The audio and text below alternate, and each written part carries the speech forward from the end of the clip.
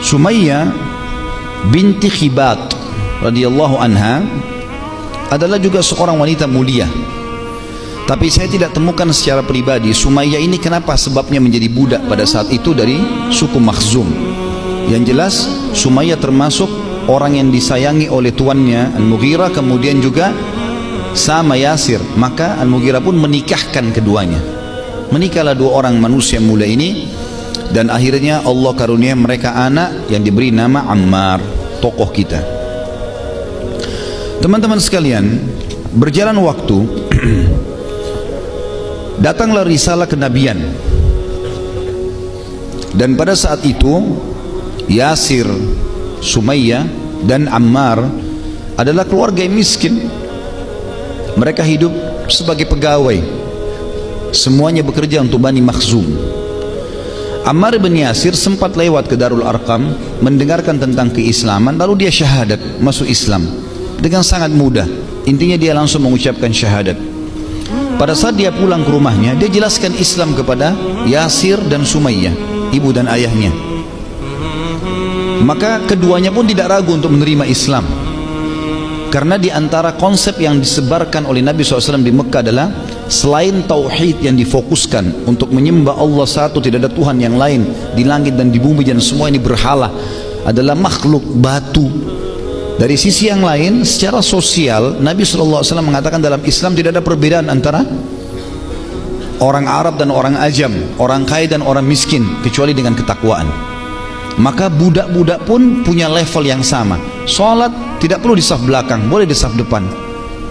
Haji mereka juga pakai ihram sebagaimana orang-orang kaya pakai. Berjihad mereka boleh di pasukan depan, ya, bukan cuma tokoh-tokoh yang terkenal. Maka ini mendongkrak keinginan orang-orang yang tidak mampu pada saat itu di Mekah untuk bergabung ke dalam Islam. Dan memang ini ajaran agama yang mulia, tidak ada perbedaannya. Ammar radhiyallahu anhu pada saat itu menawarkan kebenaran pada orang tuanya, maka orang tuanya menerima, dan ini bentuk bakti yang luar biasa, gitu kan. Dan hati mereka lapang sekali untuk menerima kebenaran itu, menerima kebenaran Islam, teman-teman, dan iman serta ilmu sesuai dengan wahyu Al-Quran dan Sunnah seperti kita yakinnya. Jadi dalam menerima kebenaran agama Islam ini kita tidak boleh ada keraguan, tidak boleh, karena orang yang ragu dia akan pelimplang dalam hidupnya, nggak jelas. Setelah masuk Islam, teman-teman sekalian, bersama kedua orang tuanya, dengan sangat cepat didengar oleh Bani Makhzum, dan pada saat itu keluar instruksi dari Abu Jahal, Fir'aunnya umat ini, kalau setiap suku harus menyiksa budak-budak mereka yang masuk dalam Islam.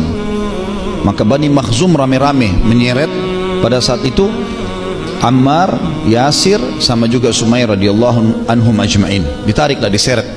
Pada itu diseret luar biasa, ya, penyiksaan yang luar biasa. Coba bayangkan teman-teman, ketiga orang ini, ibu, ayah dan anaknya, diseret pada saat itu, digembrang pintunya, dijatuhkan, dirobohkan pintunya pada satu rumah itu, tempat kamar mereka nginap, diseret. Dalam kondisi beberapa athar menyebutkan Sumayyah hamil.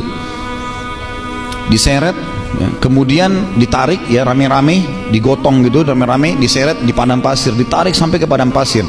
Dan orang-orang Quraisy sudah menentukan tempat padang pasir yang dianggap paling panas tanahnya, jadi kan, karena tidak ada tuduhan sama sekali. Kemudian menyiksa di sana orang-orang Islam yang disiksa. Mereka rame-rame dan satu suku menyiksa. Diseret mereka bertiga, satu keluarga ini. Ayah melihat anak, ya, suami melihat istri, istri melihat suaminya. Diseret kemudian ditidurkan di tanah, lalu diikat keempat, ya, dua tangannya dan dua kakinya, keempat anggota tubuh ini diikat, ditarik dengan keras sehingga tubuh mereka tertarik dengan keras, dan dibuka pakaiannya, gitu kan. Kalau dalam beberapa athar disebutkan, Allahu alam kalau kasus Sumayyah radhiyallahu anha, tapi Yasir dan Ammar dibuka pakaiannya. Perlu teman-teman tahu, ya, padang pasir itu, pasir biasanya kalau kena panas, memang pasir itu panas sekali, dia bisa menyimpan itu, ya, sebagaimana juga kalau dingin dia bisa menyimpan dingin itu kan. Diletakkanlah tubuhnya di situ, dan itu panasnya luar biasa seperti bara api. Diletakkan, kemudian mulailah satu persatu mereka, ada yang menginjakin perut, ada yang menginjak dada, ada yang menendang wajahnya, ada yang menginjak wajah. Penyiksaan yang luar biasa, dan bukan satu orang, puluhan orang bebas, mau tendangin, mau pukulin, mau injak segala macam, mau pakai pisau digoresin badannya, pokoknya penyiksaan yang luar biasa.